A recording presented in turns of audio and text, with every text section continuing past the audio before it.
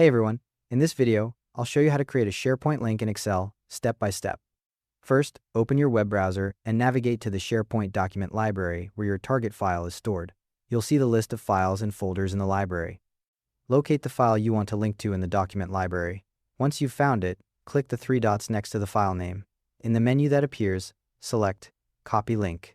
You should see a banner confirming the link has copied to your clipboard. Now, open the Excel file where you want to insert the hyperlink. This can be a file on your computer, in OneDrive, or in SharePoint. Click the cell where you want to create the link. The cell will now have a highlighted border showing it's selected. Press Ctrl+K on your keyboard to open the Insert Hyperlink dialog box. In the address field, paste the SharePoint link you copied earlier. If there's any text already in this field, clear it completely before pasting to avoid duplication issues. The full SharePoint URL will appear in the field.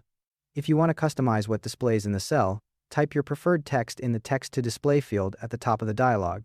If you skip this step, Excel will show the full URL as the link text. Finally, click OK to create the hyperlink.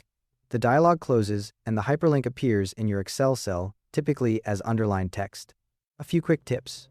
When someone clicks the hyperlink, the SharePoint document opens in their web browser by default.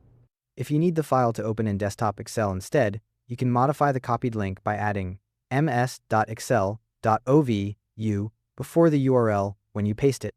If your Excel file is stored in SharePoint or OneDrive and synced to your computer, always use the web URL format rather than a local file path. Otherwise, the link will only work on your machine and break for everyone else.